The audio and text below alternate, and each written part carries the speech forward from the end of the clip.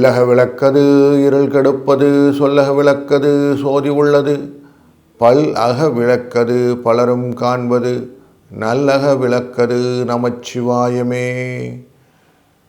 Astro பக்தி talk நேயர்களுக்கு வணக்கங்கள். வார பலன்கள் என்ற தொடரிலே 5ஆம் தேதி ஜனவரியிலிருந்து 11ஆம் தேதி ஜனவரி வரை உள்ள வாரத்தின் ராசி பலனை காண இருக்கிறோம். வாருங்கள். வணக்கம் மேஷராசி நண்பர்களே. இந்த வாரம் அப்படிங்கிறதுல பூச நட்சத்திரத்திலிருந்து சித்திரை நட்சத்திரம் வரைக்கும் சந்திரன் பிரயாணம் செய்ய போகிறார். இந்த காலகட்டங்கள் உங்களுக்கு எப்படி இருக்குன்னு பார்க்க போகிறோம். பூச நட்சத்திரம் அப்படின்ன உடனேயே சந்திரன் கடகராசியில் இருப்பது உங்களுக்கு தெரியும். அப்போ உங்களுடைய 4ஆம் இடம் அப்படிங்கிற இடத்துலேருந்து மாத்ருஸ்தானம் என்கிற சுகஸ்தானத்திலிருந்து நமக்கு பயணம் தொடங்கிறது. இந்த சுகஸ்தானத்திலிருந்து சந்திரனின் பயணமானது உங்களுக்கு மனதிலும் சில விஷயத்தில் புதிய உத்வேகங்கள் வருவதற்கான வாய்ப்புகளை ஏற்படுத்தும். ஏன்னா இந்த திதிகளில் பார்க்கும்போது பூச நட்சத்திரத்தன்னைக்கு வரக்கூடிய துதியை திதின்னு வந்துடும். அங்கிருந்து அஷ்டமி திதி வரைக்கும் திதிகள் பிரயாணம் செய்கிறது. துதியைனா 2வது திதின்னு பேர். பொருள் பணம் இதை பற்றின சிந்தனைகளை அதிகமாக தூண்டி அதன் பிரகாரம் நம்மளை வழிநடத்தக்கூடிய ஒரு நல்ல வாரத்தில் நாம் இருக்கிறோம். இந்த வாரத்தில் பல விதத்திலும் பண வரவுகளை பற்றின எண்ணங்கள், அதற்கான முயற்சிகள், குழந்தைகள் விஷயத்தில் லாபங்களை கொடுக்கக்கூடிய விஷயங்கள், அவர்களுக்கான கல்வி நிலையிலே நல்ல முன்னேற்றத்துக்கான பாடுபடுதல், கொஞ்சம் சந்தோஷம், கொஞ்சம் செலவு, இப்படிங்கிற விஷயத்தை இந்த வாரம் நீங்கள் செய்ய போகிறீர்கள். இதுக்கு எல்லாத்துக்குமே குரு துணை இருக்க போகிறார். மேலும் இந்த வாரத்தில் சூரிய, செவ்வாய், சுக்கிர, புதன் என்ற 4 கிரகங்களுமே 9ஆம் இடம் பூர்வ புண்ணியஸ்தானத்தில் உட்கார்ந்துருக்குது. அப்போது தன் பார்வையினாலே குரு அந்த கிரகங்களை எல்லாம் பார்ப்பது உங்களுக்கு யோகத்தை கொடுப்பதாக அமைகிறது. அதனாலே பல நல்ல காரியங்களை நீங்கள் இந்த வாரம் செய்ய போகிறீர்கள். பொது நல கருதி நீங்கள் நிறைய காரியங்கள் செய்வீங்க. அதுபோல் குல தேவத்தையின் வழிபாடுகள், கோவில்களுக்கெல்லாம் செல்வது, முக்கியமாக உங்களுடைய இஷ்ட தேவதை என்கிற தெய்வத்தை வணங்கி நீங்கள் செய்யக்கூடிய காரியங்கள் நல்ல பலனை கொடுக்கக்கூடிய வாரமாக இந்த வாரம் அமைகிறது. சனி பகவான் தொடர்ந்து உங்கள் ராசியின் 12ஆம் இடத்தில் இருந்தாலும் தன் பார்வையாலே இந்த 9ஆம் இடத்தை பார்ப்பதும் இங்கே அனைத்து கூட்டு கிரகங்களும் சேர்ந்திருப்பதும் ரொம்ப முக்கியமான விஷயமாக பார்க்கணும். அதனால் உங்களுக்கு வேலையில் இருக்கக்கூடிய அத்தனை விதமான கஷ்டங்களும் கொஞ்சம் விலகி கொஞ்சம் ரிலாக்ஸாக இருக்கக்கூடிய சூழ்நிலையை மனதில் அமைத்து கொள்ளுங்கள். எப்போவுமே எந்த காரியமே செய்கிறதுக்கு முன்னாடி யோசிச்சுட்டு செய்யுங்க. அதை மட்டும் நீங்கள் செஞ்சிட்டிங்கன்னா போதும்.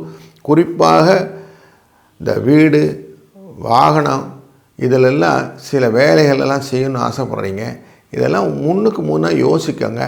எவ்வளோ செலவாகும், பண்ணினா சரி பண்ணிடலாமா, இல்லை நம்ம பண்ணின பிறகு அதுக்கு வேலை வைக்குமா அப்படின்னு கொஞ்சம் யோசித்து செஞ்சிங்கன்னா இந்த வாரம் ப்ளசன்டபுளாக இருக்கும். உங்கள் கணவன் மனைவிக்குள்ளர இருக்கக்கூடிய அந்யோன்யம் தொடர்ந்து நல்லபடியாகத்தான் இருக்குது. அதனால் இந்த வாரம் சுபிட்சமான வாரம்.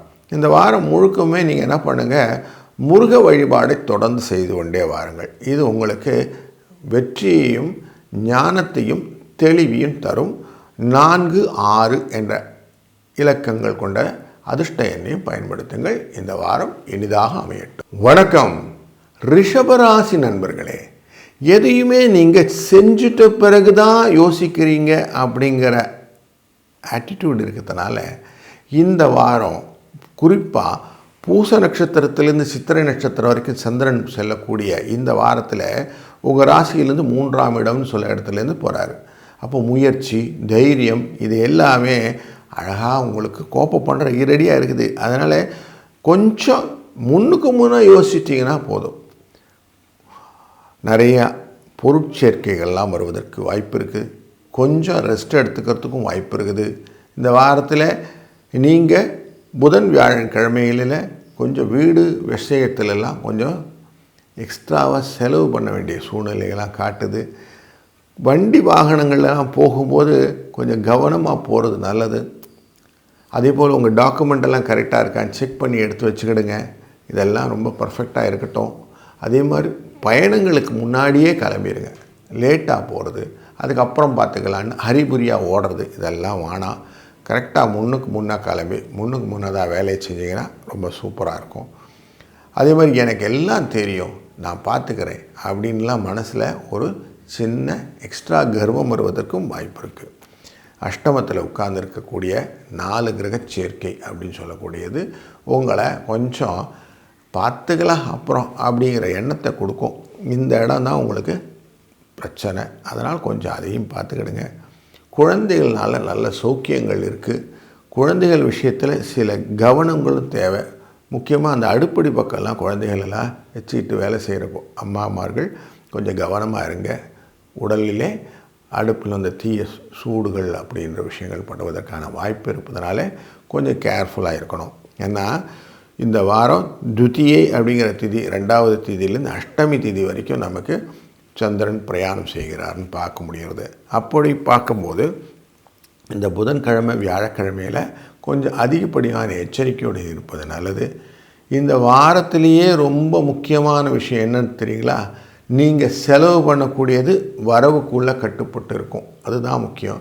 முக்கியமாக இந்த மருத்துவம் ஆரோக்கியம் ரிலேட்டடாக இந்த வியாதி இருக்குது, அந்த உடம்பு முடியல, இதுக்காக டாக்டர் போய் பார்க்குறோம் அப்படின்லாம் இருக்குது இல்லைங்களா? அப்படி நீங்கள் போய் பார்க்கும்போது ஒன்றும் இல்லை, கவலைப்படாதீங்க, எல்லாம் நார்மலாக இருக்குது அப்படின்ற செய்தி உங்களுக்கு மகிழ்ச்சியை தரும் அப்படிங்கிறதையும் கூடுதலாக மனசில் வச்சுக்கோங்க. இந்த வாரத்தில் கூடாரவள்ளி அப்படின்னு ஆண்டாளுடைய ஒரு நல்ல வைபவம் உண்டு. அந்த சர்க்கரை பொங்கல் எல்லாம் வைத்து அவருக்கு படைத்து அந்த விஷயத்தை நம்ம செய்வோம் ஞாயிற்றுக்கிழமை அன்னைக்கு. அந்த நாளிலே நீங்களும் தாயார் ஆண்டாளை வணங்கி செய்யக்கூடிய காரியங்கள் வெற்றியை நிச்சயம் உங்களுக்கு தரும். கவலையே படாதீங்க. ஏன்னா இந்த நாச்சியார் திருமொழியே அந்த ஆண்டாள் பாசுரம் சொல்ல திருப்பாவையே நம்முடைய வையத்தில் வாழ்வீர்கள்னு சொல்லி உங்களை கூப்பிட்டு எல்லாருக்கும் வாழ்வை கொடு அப்படின்னு பெருமாள்கிட்ட வேண்டினது தான். அதனால் இந்த வாரம் உங்களுக்கான வாரம்னே எடுத்துக்கலாம். சுபிட்சத்தின் உச்சம் அப்படின்னு நீங்கள் மனசை வச்சுக்கோங்க. நல்ல யோகங்கள் தரக்கூடிய வாரமாக இருப்பதனாலே மனதை ரிலாக்ஸாக வச்சுட்டு எல்லாத்தையும் அட்டன் பண்ணுங்க.